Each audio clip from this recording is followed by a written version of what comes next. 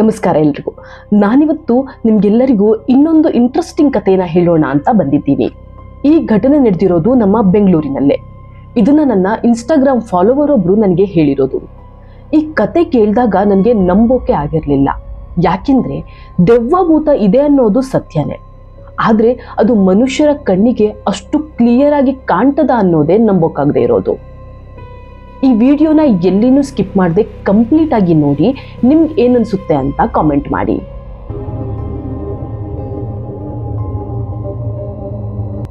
ಸರಿ, ಈಗ ಕಥೆನ ಸ್ಟಾರ್ಟ್ ಮಾಡೋಣ. ಹರೀಶ್ ಮೂಲತಃ ಆಂಧ್ರದವರು. ಅವರು ಕೆಲಸ ಹುಡ್ಕೊಂಡು ಬೆಂಗಳೂರಿಗೆ ಅಂತ ಬಂದಿರ್ತಾರೆ. ಅವರು ಬಂದ ಸ್ಟಾರ್ಟಿಂಗ್ ಅಲ್ಲೇ ಒಂದು ಎಲೆಕ್ಟ್ರಿಸಿಟಿ ಅಂಗಡಿಯಲ್ಲಿ ಕೆಲಸ ಮಾಡ್ಕೊಂಡಿದ್ರು. ಆದ್ರೆ ಅಲ್ಲಿ ಕೊಡ್ತಿದ್ದ ಸಂಬಳ ಅವರಿಗೆ ಎಲ್ಲಿನೂ ಸಾಕಾಗ್ತಾ ಇರಲಿಲ್ಲ. ಊರಲ್ಲಿದ್ದ ಅವರ ಅಪ್ಪ ಅಮ್ಮನಿಗೆ ಹುಷಾರಿಲ್ಲದೆ ಇದ್ದುದ್ರಿಂದ ಅವರಿಗೆ ಕೂಡ ಇವರು ಹಣ ಕಳಿಸ್ಬೇಕಾಗಿತ್ತು. ಹಾಗಾಗಿ ಹರೀಶ್ಗೆ ದುಡ್ಡಿನ ಅವಶ್ಯಕತೆ ತುಂಬಾನೇ ಇತ್ತು. ಒಂದು ದಿನ ಅವರ ಫ್ರೆಂಡ್ ಹತ್ರ ಇದರ ಬಗ್ಗೆ ಅವ್ರು ಹೇಳಿದಾಗ ಅವರ ಫ್ರೆಂಡ್ ಬೆಂಗಳೂರಿನಲ್ಲಿ ರ್ಯಾಪಿಡೋ ಓಡಿಸ್ತಾ ಇದ್ರು. ಆಗ ಫ್ರೆಂಡ್ ಸಜೆಸ್ಟ್ ಮಾಡ್ತಾರೆ, ಈ ರ್ಯಾಪಿಡೋದಲ್ಲಿ ನನಗೆ ಪೆಟ್ರೋಲ್ ಎಲ್ಲ ಹೋಗಿ ಒಂದು 20-25 ಸಾವಿರ ಮಿಕ್ಕುತ್ತೆ, ನೋಡು ನೀನೇನಾದ್ರೂ ಟ್ರೈ ಮಾಡ್ತೀಯಾ ಅಂತ ಹೇಳ್ತಾರೆ. ಆದ್ರೆ ಹರೀಶ್ ಹತ್ರ ಬೈಕ್ ಇರೋದಿಲ್ಲ. ಏನ್ ಮಾಡೋದು ಅಂತ ಕೇಳಿದಾಗ ರೆಂಟ್ಗೆ ಕೆಲವೊಂದೆಲ್ಲ ಬೈಕ್ ಸಿಗುತ್ತೆ, ಅದನ್ನ ತಗೊಂಡ್ ಮಾಡ್ತೀಯಾ ಅಂದ್ರೆ ಮಾಡು, ಇಲ್ಲ ಅಂದ್ರೆ ಸೆಕೆಂಡ್ ಹ್ಯಾಂಡ್ಗೆ ಯಾವ್ದಾದ್ರು ಬೈಕ್ ತಗೋಬೇಕು ಅಂತ ಹೇಳ್ತಾರೆ. ಹರೀಶ್ ಸರಿ ಅಂತ ಡಿಸೈಡ್ ಮಾಡ್ಕೊಂಡು ಹರೀಶ್ ಅವರಿವ್ರ ಹತ್ರ ಸ್ವಲ್ಪ ಕೈ ಸಾಲ ತಗೊಂಡು ಒಂದು ಸೆಕೆಂಡ್ ಹ್ಯಾಂಡ್ ಬೈಕ್ ನ ಪರ್ಚೇಸ್ ಮಾಡಿ ರ್ಯಾಪಿಡೋ ಓಡಿಸೋಕೆ ಶುರು ಮಾಡ್ತಾರೆ. ಸ್ಟಾರ್ಟಿಂಗ್ ಅಲ್ಲಿ ಸ್ವಲ್ಪ ಕಷ್ಟ ಆದ್ರೂ ಕೂಡ ಆಮೇಲೆ ಎಲ್ಲ ಚೆನ್ನಾಗಿ ಹೋಗ್ತಾ ಇತ್ತು. ಬೆಳಿಗ್ಗೆ 7 ಗಂಟೆಯಿಂದ ರಾತ್ರಿ 10 ಗಂಟೆವರೆಗೂ ಕೂಡ ಇವರು ರ್ಯಾಪಿಡೋ ಓಡಿಸ್ತಾ ಇದ್ರು. ರಾತ್ರಿ 10 ಗಂಟೆ ಮೇಲೆ ರ್ಯಾಪಿಡೋ ಓಡಿಸಿದ್ರೆ ಕಿಲೋಮೀಟರ್ಗೆ 5 ರೂಪಾಯಿ ಅಂತ ಎಕ್ಸ್ಟ್ರಾ ಕೊಡ್ತಾರೆ. ಹಾಗಾಗಿ ಇವರು ಕೆಲವೊಂದಿನ ಮಿಡ್ ನೈಟ್ 1 ಗಂಟೆ ತನಕ ಕೂಡ ಕೆಲಸ ಮಾಡ್ತಾ ಇದ್ರು. ಹೀಗೆ ಎಲ್ಲ ಚೆನ್ನಾಗಿ ನಡೀತಿರ್ಬೇಕಾದ್ರೆ ಒಂದಿನ ಇವರಿಗೆ BTM ಲೇಔಟ್ಗೆ ಒಂದು ಡ್ರಾಪ್ ಬೀಳುತ್ತೆ. ಇವರು ಡ್ರಾಪ್ ಮಾಡುವಾಗ ಆಲ್ಮೋಸ್ಟ್ 12 ಗಂಟೆ ಆಗಿತ್ತು. ಇವರ ಮನೆ ಇರೋದು ಅರ್ಕೆರೆ ಹತ್ರ. BTM ಇಂದ ಅರ್ಕೆರೆಗೆ ತುಂಬಾನೇ ದೂರ ಇದೆ. ಸೊ ಸುಮ್ಮನೆ ಖಾಲಿ ಹೋಗೋದು ಯಾಕೆ, ಇನ್ನೊಂದು ಸ್ವಲ್ಪ ಹೊತ್ತು ವೆಯ್ಟ್ ಮಾಡೋಣ, ಯಾವ್ದಾದ್ರು ಆ ಕಡೆಗೆ ಡ್ರಾಪ್ ಸಿಕ್ಕಿದ್ರೆ ಹಂಗೆ ಆನ್ ದಿ ವೇ ಹೋಗ್ತಾ ಬಿಟ್ಬಿಟ್ಟು ಹೋಗ್ಬೋದು ಅಂತ ಯೋಚನೆ ಮಾಡ್ತಾರೆ.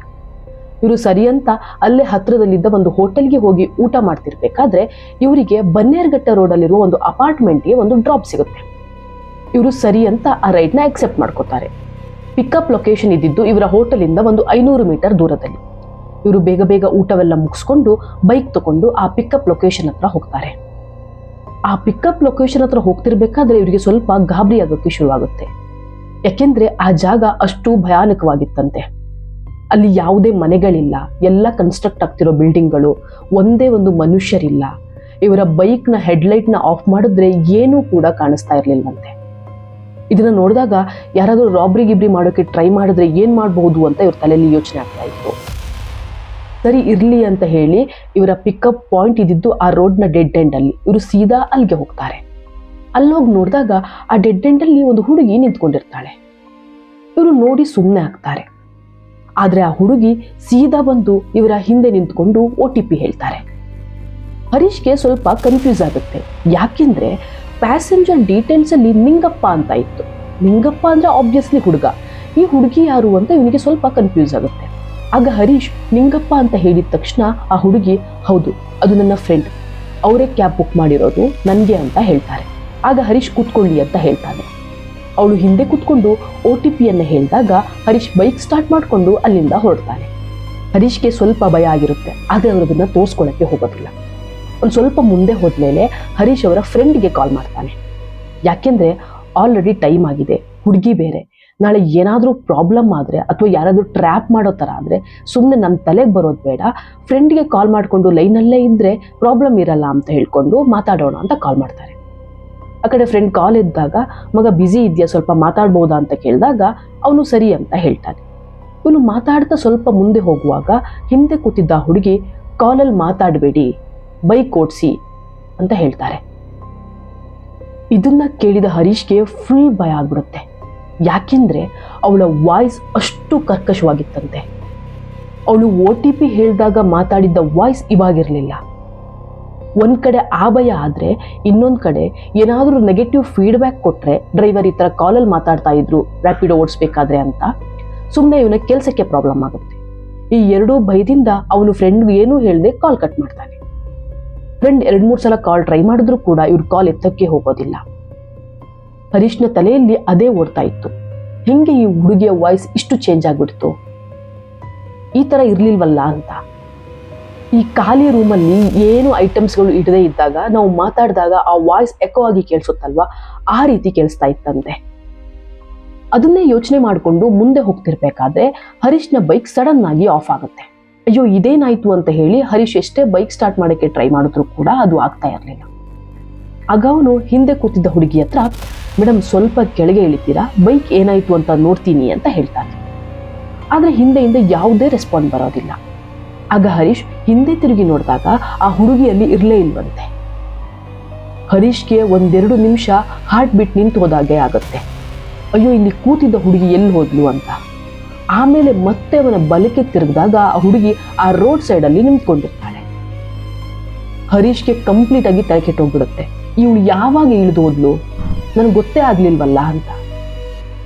ಸರಿ ಏನು ಅಂತ ಅನ್ಬಿಟ್ಟು ಹರೀಶ್ ಬೈಕಿಂದ ಕೆಳಗಿಳಿದು ಆ ಬೈಕ್ನ ಮತ್ತೆ ಸ್ಟಾರ್ಟ್ ಮಾಡೋಕೆ ಟ್ರೈ ಮಾಡ್ತಾನೆ. ಅದು ಆಗ್ತಾನೆ ಇರಲ್ಲ. ಅದಾದ್ಮೇಲೆ ಮತ್ತೆ ಕಿಕ್ ಸ್ಟಾರ್ಟ್ ಮಾಡಿದ್ಮೇಲೆ ಬೈಕ್ ಸ್ಟಾರ್ಟ್ ಆಗುತ್ತೆ. ಅವನು ಮೇಡಮ್ ಬನ್ನಿ ಮೇಡಮ್ ಸಾರಿ ಅಂತ ಹೇಳ್ಬಿಟ್ಟು ಅವ್ರ ಹತ್ರ ಕೂತ್ಕೊಳ್ಳೋಕೆ ಹೇಳ್ತಾನೆ. ಅವರು ಕೂತ್ಕೊಂಡಿದ್ದು ಕನ್ಫರ್ಮ್ ಆದ್ಮೇಲೆ ಅಲ್ಲಿಂದ ಹೊರಡ್ತಾನೆ. ಇನ್ನೂ ಅವರ ಮನೆ ರೀಚ್ ಆಗೋಕೆ 3-4 ಕಿಲೋಮೀಟರ್ ಬಾಕಿ ಇತ್ತು.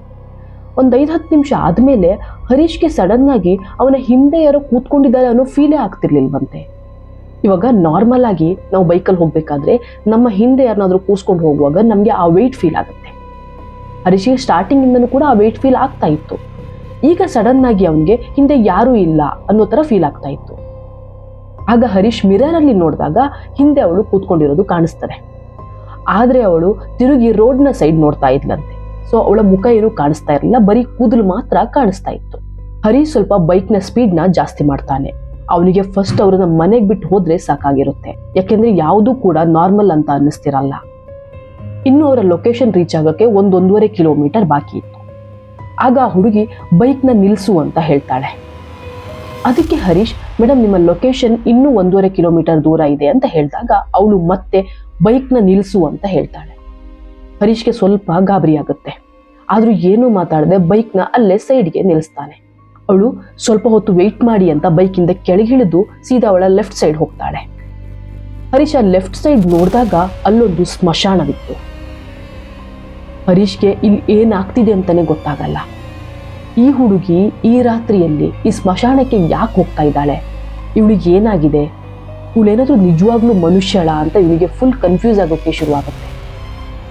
ಇವನು ಆ ಸ್ಮಶಾನದ ಕಡೆನೇ ನೋಡ್ಕೊಂಡು ನಿಂತಿರ್ತಾನೆ, ಯಾವಾಗ ಇವಳು ಬರ್ತಾಳೆ ಅಂತ. 1-2 ನಿಮಿಷ ಆದ್ಮೇಲೆ ಇದು ಯಾಕೋ ಸರಿ ಇಲ್ಲ ಅಂತ ಅನ್ಸುತ್ತೆ, ನಾನು ಫಸ್ಟ್ ಇಲ್ಲಿಂದ ಎಸ್ಕೇಪ್ ಆಗಿ ಹೋಗ್ಬಿಡೋಣ ಅಂತ ಇನ್ನೇನು ಬೈಕ್ ಸ್ಟಾರ್ಟ್ ಮಾಡಿ ಮೂವ್ ಆಗಬೇಕು, ಹಿಂದೆ ಆ ಹುಡುಗಿ ಕೂತ್ಕೊಂಡಿರೋದು ಇವನಿಗೆ ಫೀಲ್ ಆಗತ್ತೆ. ಮತ್ತೆ ಇವನು ಮಿರರ್ಲಿ ನೋಡಿದಾಗ ಅವಳು ಕೂತಿರೋದು ಇವನಿಗೆ ಕ್ಲಿಯರ್ ಆಗಿ ಕಾಣಿಸುತ್ತೆ. ಹರೀಶ್ಗೆ ಫುಲ್ ಟೆನ್ಷನ್ ಆಗಿ ಹೋಗ್ಬಿಡುತ್ತೆ. ಯಾಕೆಂದ್ರೆ ಅವನು ಬೈಕ್ನ ಸ್ಟಾರ್ಟ್ ಮಾಡೋವರೆಗೂ ಕೂಡ ಆ ಸ್ಮಶಾನದ ಕಡೆ ನೋಡ್ಕೊಂಡೇ ಕೂತಿದ್ದ. ಅವಳು ಬಂದಿರೋದೇ ನೋಡಿರ್ಲಿಲ್ಲ. ಈ ಗ್ಯಾಪಲ್ಲಿ ಅವಳು ಎಲ್ಲಿಂದ ಬಂದು ಕೂತ್ಕೊಂಡ್ಲು, ಹೆಂಗ್ ಬಂದ್ಲು ಅಂತಾನೆ ಅವನಿಗೆ ಗೊತ್ತಾಗೋದಿಲ್ಲ. ನಿಧಾನಕ್ಕೆ ಮೇಡಮ್ ಹೊರಡ್ಲಾ ಅಂತ ಕೇಳ್ತಾನೆ. ಅವಳು ಹ್ಞೂ ಅಂತ ಹೇಳ್ತಾಳೆ. ಆಗ್ಲೂ ಕೂಡ ಅವಳ ವಾಯ್ಸ್ ತುಂಬಾ ವಿಚಿತ್ರವಾಗಿ ಕೇಳಿಸ್ತಾ ಇತ್ತಂತೆ. ಬೈದಲ್ಲೇ ಹರೀಶ್ ಬೈಕ್ ಸ್ಟಾರ್ಟ್ ಮಾಡ್ಕೊಂಡು ಅಲ್ಲಿಂದ ಹೊರಡ್ತಾನೆ. ಆಲ್ಮೋಸ್ಟ್ ಅವರ ಲೊಕೇಶನ್ನ ಇವರು ರೀಚ್ ಆಗಿದ್ರು. ಒಂದು 200 ಮೀಟರ್ ತೋರಿಸ್ತಾ ಇತ್ತು. ಆ ಡ್ರಾಪ್ ಜಾಗ ಕೂಡ ಸೇಮ್ ಪಿಕಪ್ ಲೊಕೇಶನ್ ತರನೇ ಹಾಂಟೆಡ್ ಫೀಲ್ ಕೊಡ್ತಾ ಇತ್ತಂತೆ. ಈಗೇನು ಯಾವುದೇ ಮನೆಗಳಿಲ್ಲ, ಯಾವುದೇ ಮನುಷ್ಯರು ಕೂಡ ಓಡಾಡ್ತಾ ಇಲ್ಲ, ಎಲ್ಲ ಕನ್ಸ್ಟ್ರಕ್ಟ್ ಆಗ್ತಿರೋ ಬಿಲ್ಡಿಂಗ್ಗಳು, ಒಂದೇ ಒಂದು ರೋಡ್ ಲೈಟ್ ಇಲ್ಲ. ಅದೇ ಟೈಮಲ್ಲಿ ಅಲ್ಲಿದ್ದ ನಾಯಿಗಳು ಇವರ ಬೈಕ್ನ ಹಿಂದೆ ಜೋರಾಗಿ ಕೂಗ್ಕೊಂಡು ಓಡ್ಕೊಂಡು ಬರ್ತಾ ಇರ್ತವೆ. ಹರೀಶ್ ಬೈಕ್ನ ಸ್ಪೀಡ್ನ ಜಾಸ್ತಿ ಮಾಡ್ತಾನೆ.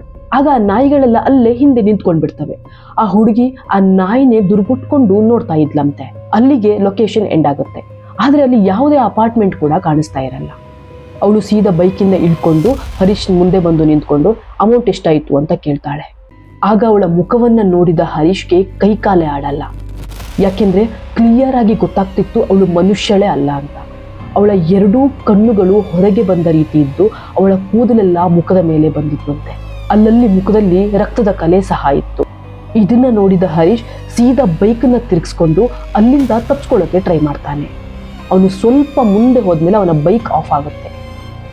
ಏನಾದ್ರೂ ಆಗ್ಲಿ ಅಂತ ಆ ಬೈಕ್ನ ತಳ್ಕೊಂಡೇ ಓಡೋಕೆ ಶುರು ಮಾಡ್ತಾನೆ. ಮೈನ್ ರೋಡ್ ತನಕನೂ ಬೈಕ್ನ ತಳ್ಕೊಂಡು ಹೋಗಿ ಮೈನ್ ರೋಡ್ ಹತ್ರ ಬೈಕ್ನ ನಿಲ್ಲಿಸಿ ಹಿಂದೆ ತಿರುಗಿ ನೋಡಿದ್ರೆ ಆ ಹುಡುಗಿ ಇವನ ಹಿಂದೆನೇ ನಿಂತ್ಕೊಂಡು, ಅಂದರೆ ಸ್ವಲ್ಪ ದೂರದಲ್ಲಿ ನಿಂತ್ಕೊಂಡು ಇವನ ಕಡೆ ಕೈ ಬೀಸಿ ಬಾ ಬಾ ಅಂತ ಕರಿತಾ ಇದ್ಲಂತೆ. ಅದೇ ಟೈಮಲ್ಲಿ ಆ ನಾಯಿಗಳು ಮತ್ತೆ ಆ ಹುಡುಗಿಯನ್ನು ನೋಡಿಕೊಂಡು ಕೂಗೋಕೆ ಶುರು ಮಾಡ್ತವೆ. ಹರೀಶ್ಗೆ ನಾನಿನ್ನು ಇಲ್ಲೇ ಇದ್ರೆ ನಿಜವಾಗ್ಲೂ ಬದುಕಲ್ಲ ಅಂತ ಅನ್ಕೊಂಡು ಬೈಕ್ನ ಅಲ್ಲೇ ಸೈಡ್ಗೆ ಹಾಕಿ ಸೀದಾ ಮನೆ ಕಡೆ ಓಡ್ಕೊಂಡು ಹೋಗೋಕೆ ಶುರು ಮಾಡ್ತಾನೆ. ಹಂಗೋ ಹಿಂಗೋ ಅವನ ರೂಮ್ನ ರೀಚ್ ಆಗಿ ಅವನ ಫ್ರೆಂಡ್ಗೆ ಕಾಲ್ ಮಾಡಿ ಎಲ್ಲ ವಿಷಯವನ್ನ ಹೇಳ್ತಾನೆ. ಆಗ ಅವನ ಫ್ರೆಂಡ್, ನೀನೇನು ಭಯ ಪಡಬೇಡ, ನಾನೀಗ ರೂಮ್ ಹತ್ರ ಬರ್ತೀನಿ, ನಾವು ಹೋಗ್ಬಿಟ್ಟು ಆ ಬೈಕ್ ತಗೊಂಡ್ ಬರೋಣ ಅಂತ ಹೇಳಿ ಫೋನ್ ಕಟ್ ಮಾಡ್ತಾನೆ. ಇವನು ಸರಿ ಅಂತ ಹೇಳಿ ಸೀದಾ ರೂಮ್ ಒಳಗಡೆ ಹೋಗ್ತಾನೆ. ಆಗ ಇವನಿಗೆ ಕಿಟಕಿಯಿಂದ ಆಚೆಗೆ ರೋಡ್ನಲ್ಲಿ ಯಾರೋ ಕಾಣಿಸ್ದ ಹಾಗೆ ಆಗುತ್ತೆ. ರೂಮ್ನ ಲೈಟ್ ಆನ್ ಮಾಡಿ ಕಿಟಕಿ ಹತ್ರ ಹೋಗಿ ನಿಂತ್ಕೊಂಡು ನೋಡಿದಾಗ ಅದೇ ಹುಡುಗಿ ಮತ್ತೆ ಇವನ ಕಡೆ ಬಾ ಬಾ ಅಂತ ಕೈ ಬೀಸಿ ಕರಿತಾ ಇದ್ಲಂತೆ.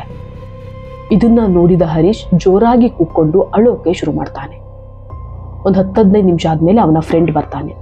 ಅವನು ಎಷ್ಟೇ ಕರೆದ್ರೂ ಕೂಡ ಹರೀಶ್ ಆ ಬೈಕ್ ಹೋದ್ರೆ ಹೋಗ್ಲಿ, ನಾನಂತೂ ಬರಲ್ಲ ಅಂತ ಹಠ ಹಿಡಿದು ಕೂತ್ಕೋತಾನೆ. ಆಗ ಅವನ ಫ್ರೆಂಡ್ ಇನ್ನೊಂದು ಫ್ರೆಂಡ್ನ ಕರ್ಕೊಂಡು ಆ ಲೊಕೇಶನ್ ಹತ್ರ ಹೋಗ್ಬಿಟ್ಟು ಆ ಬೈಕ್ನ ಕಲೆಕ್ಟ್ ಮಾಡ್ಕೊಂಡು ಮನೆಗೆ ಬರ್ತಾರೆ. ಇದೆಲ್ಲ ಆಗಿ 1 ವಾರದವರೆಗೂ ಹರೀಶ್ ಎಲ್ಲಿನೂ ಕೂಡ ಹೋಗಿರೋದಿಲ್ಲ. ಅವನ ಫ್ರೆಂಡ್ಸ್ ಎಲ್ಲ ಅವನ ಮನೆಗೆ ಬಂದು ನೀನೇನು ಭಯ ಪಡಬೇಡ, ನಾವೆಲ್ಲ ನಿನ್ನ ಜೊತೆಗೆ ಇದೇ ರೂಮಲ್ಲಿ ಇರ್ತೀವಿ ಅಂತ ಅವನನ್ನ ಸಮಾಧಾನ ಮಾಡ್ತಾರೆ. 1 ವೀಕ್ ಆದ್ಮೇಲೆ ಅವನು ಕೂಡ ಸ್ವಲ್ಪ ನಾರ್ಮಲ್ ಆಗ್ತಾನೆ. ಭಯ ಎಲ್ಲ ಅವನಿಗೆ ಕಮ್ಮಿ ಆಗಿರುತ್ತೆ. ಆಲ್ರೆಡಿ 1 ವೀಕ್ ಆಗಿ ಹೋಗಿದೆ ಅಲ್ವಾ, ಇನ್ನೂ ಯಾಕೆ ಸುಮ್ಮನೆ ಟೈಮ್ ವೇಸ್ಟ್ ಮಾಡೋದು, ಇವತ್ತಿಂದ ಮತ್ತೆ ರ್ಯಾಪಿಡ್ ಓಡಿಸೋಕ್ಕೆ ಶುರು ಮಾಡೋಣ ಅಂತ ಬೆಳಿಗ್ಗೆ ಬೇಗನೆ ಎದ್ದು ಹೊರಗಡೆ ಇದ್ದ ಅವನ ಬೈಕ್ ಸ್ಟಾರ್ಟ್ ಮಾಡಿಕೊಂಡು ಸ್ವಲ್ಪ ಮುಂದೆ ಹೋಗ್ಬೇಕಾದ್ರೆ ಅವನಿಗೆ ಮತ್ತೆ ಅವನ ಹಿಂದೆ ಯಾರೋ ಕೂತಿದ್ದಾರೆ ಅನ್ನೋ ಫೀಲ್ ಆಗುತ್ತೆ. ತಿರುಗಿ ನೋಡಿದ್ರೆ ಅಲ್ಲಿ ಯಾರೂ ಕೂಡ ಇರೋದಿಲ್ಲ. ಇನ್ನೊಂಚೂರು ಮುಂದೆ ಹೋದ್ಮೇಲೆ ಮತ್ತೆ ಅದೇ ಫೀಲ್ ಆಗ್ತಾ ಇತ್ತು. ಆಗ ಮಿರರಲ್ಲಿ ನೋಡಿದಾಗ ಅವನಿಗೆ ಆ ಮಿರರಲ್ಲಿ ಅದೇ ಹುಡುಗಿ ಕೂತ್ಕೊಂಡಿರೋದು ಕಾಣಿಸ್ತಾ ಇತ್ತಂತೆ. ಹರೀಶ್ ಅಲ್ಲೇ ಬೈಕಿಂದ ಹಾರಿ ಅವನ ಫ್ರೆಂಡ್ಸ್ಗೆಲ್ಲ ಕಾಲ್ ಮಾಡಿ ಬರೋಕೆ ಹೇಳ್ತಾನೆ. ಅವನ ಫ್ರೆಂಡ್ಸ್ ಎಲ್ಲ ಅಲ್ಲಿ ಬಂದು ಇವನಿನ್ನೂ ಅದೇ ಭ್ರಮೆಯಲ್ಲಿದ್ದಾನೆ ಅಂತ ಅನ್ಕೊಂಡು ಅವನನ್ನ ಎಷ್ಟೇ ಕನ್ವಿನ್ಸ್ ಮಾಡಿದ್ರು ಕೂಡ ಅವನು ಕೇಳೋಕೆ ರೆಡಿ ಇರಲಿಲ್ಲ. ಇದನ್ನೆಲ್ಲ ನೋಡಿ ಅವನ ಫ್ರೆಂಡ್ಸ್ಗಳು ನೆಕ್ಸ್ಟ್ ಡೇ ಅವನನ್ನ ಒಂದು ಪೂಜಾರಿಗಳ ಹತ್ರ ಅಂತರ ಕಟ್ಟಿಸ್ಕೊಂಡು ಬರೋಣ ಅಂತ ಕರ್ಕೊಂಡು ಹೋಗ್ತಾರೆ. ಆಗ ಪೂಜಾರಿಗಳು ನೀನು ಬೈಕ್ನ ಆದಷ್ಟು ಬೇಗ ಸೇಲ್ ಮಾಡು, ಅದನ್ನ ಯೂಸ್ ಮಾಡೋಕೆ ಹೋಗ್ಬೇಡ ಅಂತ ಹೇಳ್ತಾರೆ. ಹರೀಶ್ಗೂ ಕೂಡ ಅದೇ ಬೇಕಾಗಿತ್ತು. ಅವನು ಆ ಬೈಕ್ನ ಸೇಲ್ ಮಾಡಿ ಸೀದಾ ಅವನ ಊರಿಗೆ ಹೋದ್ನಂತೆ. ಅದಾದ್ಮೇಲೆ ಅವನಿಗೆ ಯಾವುದೇ ರೀತಿಯ ಪ್ರಾಬ್ಲಮ್ ಆಗಿಲ್ಲ ಅಂತ ಹೇಳ್ತಾರೆ. ಇದಿಷ್ಟು ಹರೀಶ್ ಎನ್ನುವ ಒಬ್ಬರು ರ್ಯಾಪಿಡೋ ಡ್ರೈವರ್ನ ಎಕ್ಸ್ಪೀರಿಯನ್ಸ್. ನಿಮ್ಗೆ ಯಾರಿಗಾದ್ರೂ ಕ್ಯಾಬ್ ಓಡಿಸ್ಬೇಕಾದ್ರೆ ಈ ರೀತಿಯ ಎಕ್ಸ್ಪೀರಿಯನ್ಸ್ ಬೆಂಗಳೂರಲ್ಲಿ ಆಗಿದ್ರೆ ಕಾಮೆಂಟ್ ಮಾಡಿ. ಹಾಗೆ ಈ ವಿಡಿಯೋ ಇಷ್ಟ ಆದರೆ ಲೈಕ್ ಮಾಡಿ, ಶೇರ್ ಮಾಡಿ, ನಮ್ಮ ಚಾನಲ್ನ ಸಬ್ಸ್ಕ್ರೈಬ್ ಮಾಡೋದನ್ನು ಮರಿಬೇಡಿ. ಹಿಂದಿನ ವಿಡಿಯೋದಲ್ಲಿ ಕೋಲಕ್ಕೆ ಹೋಗಿದ್ದ ಮಹಿಳೆಗೆ ಎದುರಾದ ದೆವ್ವ ಅನ್ನುವ ಒಂದು ಸ್ಟೋರಿ ಹಾಕಿದ್ದೇನೆ, ಒಮ್ಮೆ ಹೋಗ್ಬಿಟ್ಟು ನೋಡ್ಕೊಂಡು ಬನ್ನಿ. ಹಾಗೆ ಮುಂದಿನ ವಿಡಿಯೋದಲ್ಲಿ ಇನ್ನೊಂದು ಥ್ರಿಲ್ಲಿಂಗ್ ಕಥೆಯ ಜೊತೆಗೆ ಮತ್ತೆ ಸಿಗ್ತೀನಿ. Until then take care, bye ಬಾಯ್.